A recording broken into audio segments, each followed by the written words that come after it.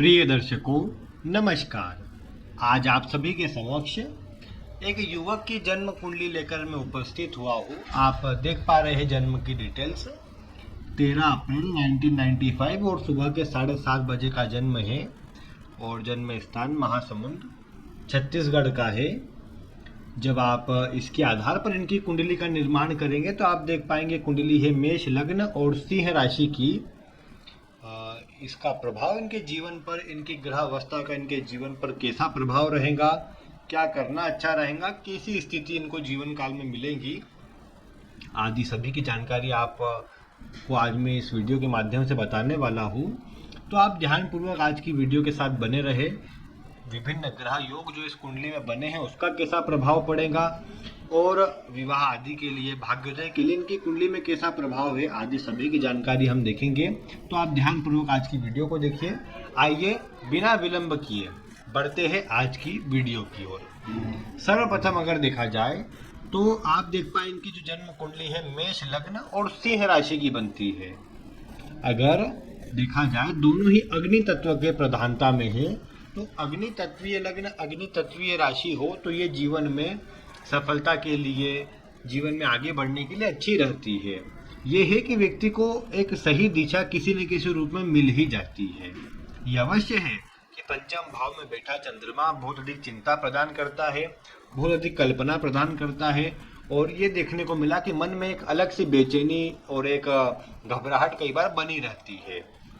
लेकिन अच्छी बात है दोनों ही अग्नि तत्व का प्रधानता वाला लग्न है, तो अपने अनुसार काम करने का स्वभाव रहेगा, जिम्मेदारी उठाने का स्वभाव रहेगा और व्यक्ति जहां भी रहेगा सबको अपने अंडर में लेकर, अपने अनुसार चलाकर एक अच्छी स्थिति तक अवश्य से पहुंच पाएगा। ये बात देखने को मिलेगी।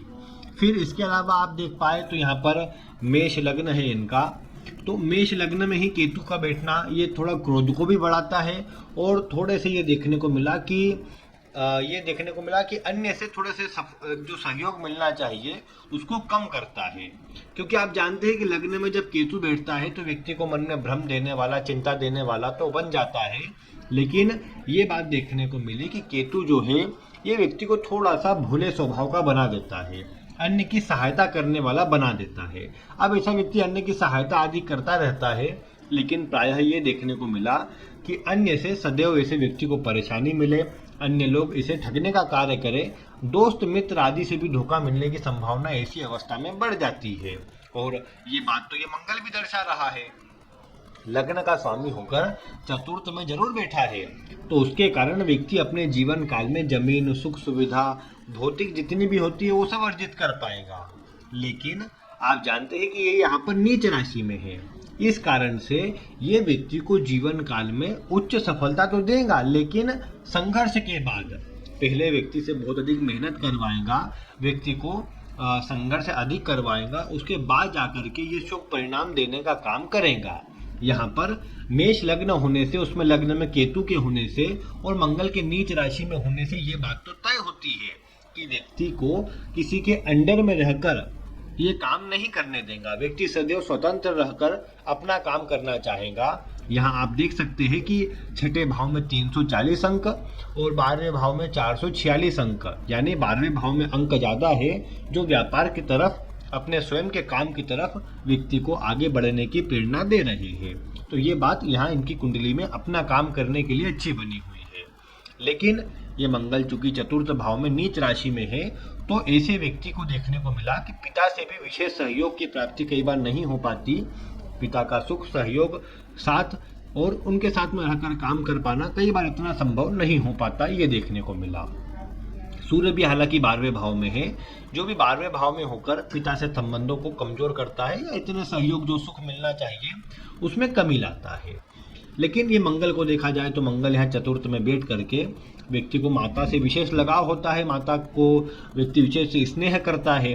मंगल भाई का कारक है, तो भाइयों से कई बार इतना सहयोग नहीं मिल पाता, भाइयों से संबंध खराब भी रहते हैं, ये बात देखने को मिली। लेकिन व्यक्ति अपने दम पर बड़ी सफलता अर्जित कर सकता है, सुखों को अर्जित कर सकता है। दोस्त मित्र आदि गिनती के होते हैं और जो होते हैं वो भी अपना लाभ उठाने के लिए जुड़ते हैं, केवल स्वार्थ की पूर्ति के लिए जुड़ते हैं। तो यहाँ पर ये थोड़े मंगल की ये थोड़ी सी कमजोरियां रहेंगी कि व्यक्ति के जो साथ वाले हैं सहयोग इतना नहीं करेंगे, लेकिन हाँ व्यक्ति अपने जीवन में सुखपूर्ण जीवन जीना चाहेगा, अपने सुखों पर खर्च भी करेगा। 12वें भाव का सूर्य में बता चुका हूँ कि व्यक्ति को दिखावटी चीजों पर खर्च करवाता है। दिखावटी चीजों से मेरा मतलब है कि व्यक्ति अपने जो व्यक्ति के मान सम्मान को बढ़ा सके, मतलब मैं एक शब्द का उपयोग करूँ तो शान शौकत के ऊपर व्यक्ति अपना खर्च करता है। मतलब ऐसी चीजें जो बाहर से केवल दिखाई देती हो कि हाँ ये चीज व्यक्ति के पास है, जैसे अच्छी गाड़ी हो गई, अच्छा घर हो गया, अच्छे मोबाइल आदि हो गए, अच्छे कपड़े हो गए, ऐसा व्यक्ति उन पर अधिक खर्च करना चाहेगा जिससे व्यक्ति का स्टेटस में वृद्धि हो, सब लोग कहे कि हाँ क्या कितना बढ़िया पहन रखा है, कितना बढ़िया वस्तु ले रखी है, इस तरह की बात ये सूर्य दर्शाता है 12वें भाव में होकर के। बुध भी साथ में है, यानी आवश्यकता की चीजों पर भी खर्च करेंगे, ऐसा सिर्फ व्यर्थ का खर्च नहीं होगा, अन्य के लिए भी करेंगे, ये बुध ये भी दर्शाता है। तो ये चीजें अच्छी कही जाएंगी। यहाँ पर गुरु की दृष्टि भी इन दोनों पर, तो एक लिमिट में ही व्यक्ति सोच समझ कर ही उतना खर्च करेगा, मतलब ऐसा नहीं कि बहुत अधिक खर्चीला ही हो जाए। हाँ जहाँ आवश्यकता है वहाँ खर्च भी करेगा। लेकिन देखिए शनि लाभ भाव में होना तो एक चीज देखने को मिली, वक्री होते तो ज्यादा देखने को मिलती, लेकिन फिर भी देखने को मिली कि शनि लाभ भाव में हो तो व्यक्ति पहले देखता है कि खर्च करने के पहले जो खर्च कर रहा है उतने पैसे कहाँ से प्राप्त हो सकते हैं। जब वो पैसे प्राप्त हो जाते हैं तब जाकर अपना जो धन है वो खर्च करता है। तो ऐसी कुछ बातें शनि के कारण हो जाती है। लेकिन ये शनि और शुक्र दोनों समान अंशों पर बैठे हुए इस लग्न के अंदर, जो थोड़ा सा कमजोर कहा जाएगा स्वास्थ्य के लिए, गुप्तांगों से जुड़े रोग देने में ये सक्षम है, पथरी के रोग और कई बार स्किन से जुड़े अन्य कोई रोग होने की संभावना, वो भी गुप्तांगों में इन्फेक्शन, एलर्जी होने की संभावना, फंगल इन्फेक्शन वगैरह टाइप कुछ होने की संभावना बढ़ जाती है। तो व्यक्ति को उससे थोड़ा बचाव करना चाहिए, अपने मतलब स्वास्थ्य के प्रति लापरवाह होने की जगह अच्छा ध्यान उसका रखना चाहिए। बाकी ये मंगल वैसे है नीच राशि में, लेकिन खराब नहीं कहा जाएगा, चतुर्थ भाव में बैठा है। चतुर्थ में भले ही उसकी जो बल है उसमें थोड़ी सी कमी आती हो, लेकिन उसके बाद भी व्यक्ति अपने जीवन काल में सफल अवश्य हो सकता है, अच्छी जीवन में सफलता अर्जित कर सकता है। फिर इसके बाद अगर देखा जाए तो यहाँ पर जैसे मंगल तो हो गए, उसके बाद अगर देखा जाए तो शुक्र जो है दूसरे भाव और सप्तम भाव के स्वामी होकर लाभ भाव में है। महाधनी योग इसने बनाया है, सप्तम का स्वामी होकर लाभ भाव में है, तो व्यापार से अच्छा लाभ करवाने का ये काम करे, ये बात दर्शाता है। शुक्र को मैं बता ही चुका हूँ कि ये नेचुरल लक्ष्मी कारक ग्रह है। धन के कारक भले गुरु बनते हो, लेकिन धन की स्थिति को देखने के लिए, लग्जरी को देखने के लिए शुक्र को देखना जरूरी है। तो शुक्र यहाँ पर लाभ भाव में शनि के साथ है। और किसी भी लग्न के अंदर, ये तो मेषी लग्न बन गया जो काल पुरुष का लग्न है, अन्यथा किसी भी लग्न के अंदर शुक्र शनि की युति, ये भी लक्ष्मी योग के नाम से जानी जाती है, व्यक्ति को धन देने का काम करती है, क्योंकि शुक्र काल पुरुष की कुंडली के दूसरे भाव का स्वामी है, तो शनि लाभ भाव का स्वामी है, और इनका संबंध जब बन जाता हो तो ये व्यक्ति को धन अवश्य देता है। समान अंशों पर दोनों बैठे हुए हैं, तो ये देखने को मिलेगा कि जीवन में भौतिक सुख सुविधा अवश्य मिलेंगी। शुक्र शनि के साथ है तो शनि से जुड़ी चीजों से व्यक्ति को लाभ होगा, वो जमीन हो, कंस्ट्रक्शन हो, मतलब बिल्डिंग मटेरियल हो, वो आपका जमीन के अंदर से निकलने वाली वस्तु हो, वो आपका रबर हो, कोयला हो, शराब हो, इन सब चीजों से व्यक्ति को लाभ होगा। जो शनि के अधीन आती है उन चीजों से व्यक्ति को लाभ, उनसे जुड़े काम से लाभ व्यक्ति को अवश्य से हो पाएगा, ये बात देखने को मिलेगी। है भी लाभ भाव में तो अवश्य से ये स्थिति व्यक्ति को लाभ दे पाएंगी, ये बात आप कह सकते हैं। फिर यहाँ पर अगर कहा जाए तो ये शुक्र की स्थिति मतलब लाभ भाव में इच्छाओं को भी बढ़ाएंगी और व्यक्ति की इच्छाओं को पूरा करने का काम भी करेंगी, जो अच्छा प्रभाव यहाँ जरूर देखने को मिलेगा। इसके अलावा फिर देखा जाए तो वैसे शुक्र शनि साथ में हो, उस पर चंद्रमा की दृष्टि भी पड़ रही है। कई बार स्वयं की इच्छा से विवाह करने का मन भी होता है, सामान्यतः कई बार तो होते हुए भी देखी गई विवाह स्वयं की इच्छा से, लेकिन सप्तम भाव में चूंकि राहु है तो कई बार वो संभावना फिर अगर स्वयं की इच्छा से बनती है तो वो अदर कास्ट में बन जाती है। हालांकि अगर घर परिवार वाले तैयार होते हो, कोई गुरु अष्टम भाव में चले गए हैं तो भाग्य के स्वामी या धर्म के स्वामी अष्टम में होने से उसके फल को तो कम करेंगे। तो अगर विवाह के लिए देखा जाए तो स्वयं की इच्छा से अगर घर परिवार वाले सब तैयार होते हो, कुंडली मिलती हो, क्योंकि मंगल देखिए चतुर्थ भाव में भले लग्नेश होकर बैठे हैं, लग्नेश होकर चतुर्थ भाव में होने से मैं ये भी बोल दूं कि मांगलिक नहीं होने का समान ही प्रभाव देंगे। नकारात्मक फल नहीं प्रदान करेंगे, लेकिन फिर भी थोड़ा एनर्जी तो देते ही है। तो वो एनर्जी का मिलान हो जाए, यानी मांगलिक का मिलान सही से हो जाए, उसका ध्यान रखकर आगे बढ़ना उचित रहता है। तो विवाह भले ही स्वयं की इच्छा से भी कर ले तो भी कोई चिंता नहीं, जब तक कि अगर आप इसके अंदर जो राहु की स्थिति को देखकर मैं कहूँगा कि कुंडली अच्छे से मिलान न हो, तो तब तक थोड़ा रुकना चाहिए, उसका ध्यान रखना चाहिए। क्योंकि यहाँ नवमा से भी सप्तम और नवम का संबंध बना हुआ है, तो ये कई बार सामान्य ज़्यादा मात्रा में विवाह प्रेम विवाह के योग नहीं है, लेकिन हाँ व्यक्ति करना चाहे तो ग्रह अवस्था सपोर्ट कर जाएंगी, रुकावटें उत्पन्न उसमें नहीं करेंगी, तो इसलिए उसके उस क्षेत्र में आगे बढ़ा जा सकता है। लेकिन मेनली बात क्या है कि सप्तम भाव में राहु है और सप्तम भाव पार्टनरशिप का है, तो वो भी उसमें धोखा मिलने के योग बढ़ जाते हैं। अगर विवाह आदि के हिसाब से देखें तो जीवन साथी का स्वभाव जिद्दी चिड़चिड़ा थोड़ा हो जाता है कई बार, और फिर सप्तम का स्वामी लाभ भाव में हो तो इसे भी ज्योतिष शास्त्र में अच्छा नहीं माना गया है, क्योंकि लाभ भाव एक अच्छा भाव नहीं है।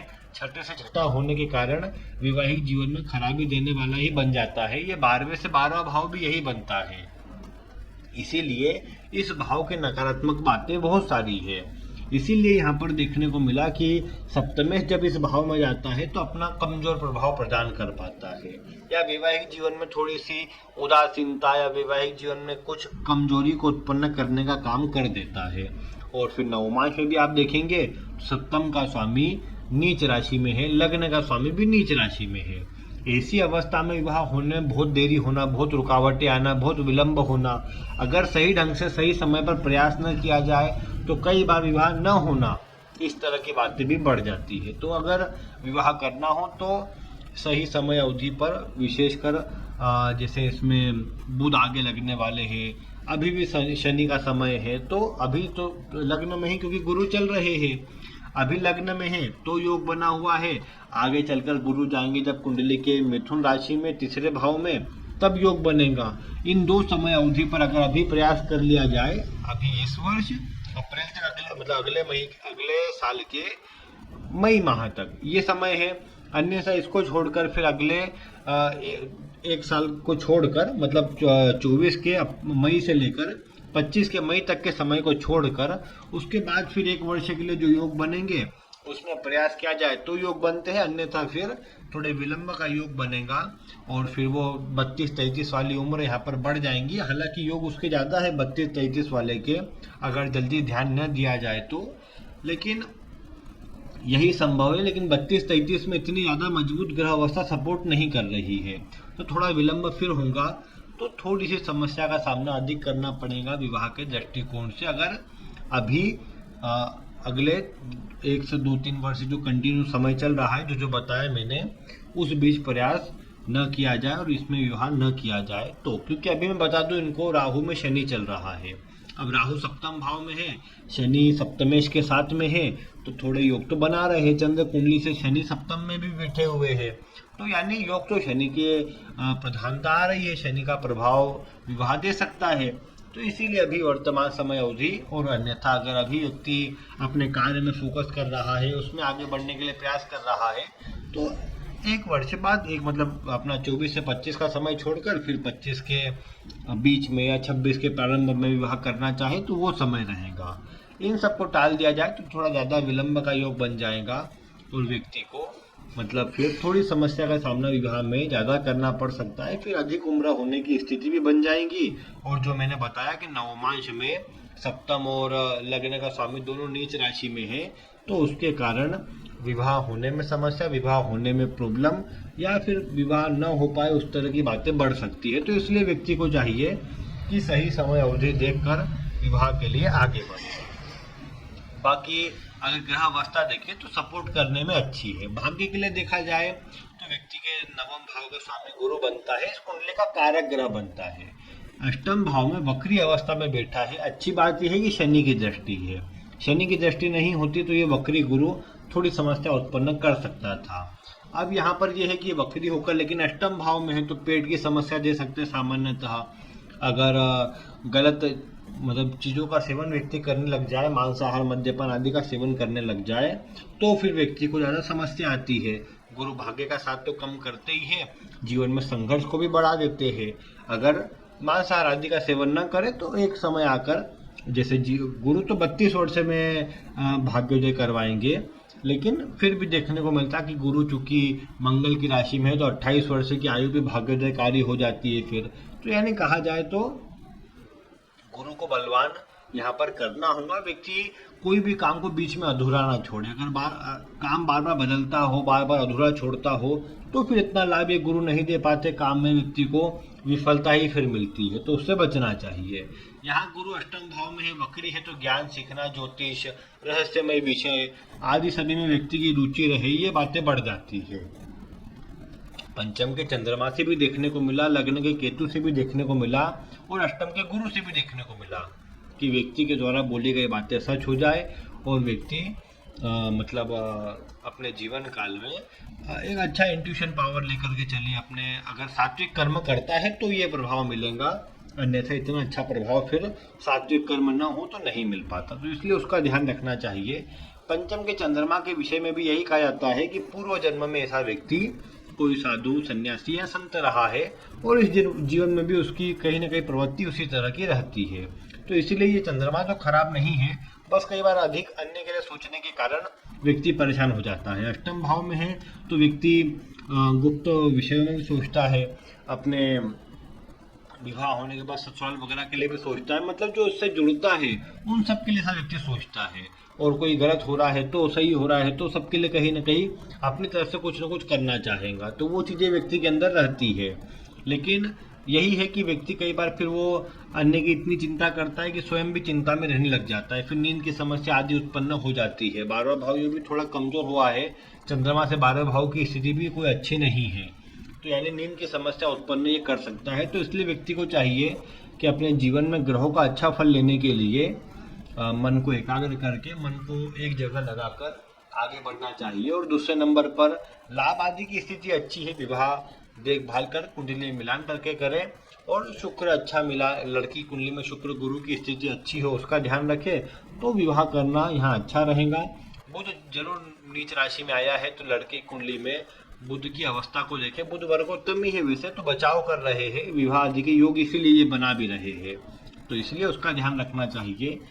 जीवन साथी देखा जाए तो राहु के प्रभाव से थोड़ा सा पत्नी जिद्दी, थोड़ा गुस्से और कड़े स्वभाव की, क्योंकि कड़ा स्वभाव इसलिए कि शुक्र है भी यहाँ कुंभ राशि में, खर्चीला स्वभाव उनका भी रहेगा अपने सुखों पर, रहन सहन पर, और जल्दी ही स्वभाव में परिवर्तन आने का गुण उनका रहेगा। लेकिन थोड़ा सा मुंह पर प्रवृत्ति बोल सकते हैं कि मुंह पर बोल देने वाला प्रभाव थोड़ा देखने को मिल सकता है, जो थोड़ा तालमेल में कमजोरी या मनमुटाव का कारण बन सकता है। हालांकि उसको बैलेंस कर लिया जाए तो कोई समस्या नहीं आएगी, वैवाहिक जीवन ठीक ठीक चलता रहेगा। और यहाँ अगर देखा जाए तो यही मैं कहूँगा यहाँ पर कि इस कुंडली के अंदर अगर मजबूती किसी ग्रह को देनी है तो वो गुरु को देनी है। अब गुरु मंगल की राशि में तो मंगल को बल देना है, मंगल बैठा है चंद्रमा की राशि में, नीच राशि में, तो चंद्रमा को बल देना है, यानी स्टार्टिंग चंद्रमा है। अगर चंद्रमा को बलवान करेंगे तो यहाँ चले जाएगा मंगल को बल जाएगा तो यहाँ गुरु बलवान हो जाएगा, तो कुंडली के अंदर भाग्य के लिए, जीवन में सफलता के लिए, तरक्की के लिए, सुखों के लिए, काम के लिए सब प्रभाव अच्छा हो जाएगा। तो इनको कहीं ना कहीं अभी वर्तमान समय अवधि में चंद्रमा के लिए चंद्रमा का रत्न मोती धारण करना चाहिए। इससे क्या है ना कि राहु के नकारात्मक फल भी ठीक होंगे। राहु की दशा में प्रॉब्लम आ रही हो, कार्य में रुकावटें महसूस हो रही हो, अन्य से धोखे मिल रहे हो, कर्ज आदि तो राहु बढ़ा देता है। और मंगल के लग्न के अंदर क्या है ना, कर्ज कोई बड़ी समस्या नहीं है, कर्ज ऐसा व्यक्ति ले सकता है, किसी को दे नहीं सकता, यानी किसी को पैसे देंगे तो पैसे फंसना डूबना ये संभव है। लेकिन स्वयं कर्ज अगर व्यक्ति के ऊपर हो भी जाए तो चिंता नहीं करना चाहिए, अपने जीवन काल में अपना कर्ज व्यक्ति उतार पाएगा, ये बात उसे समझना चाहिए।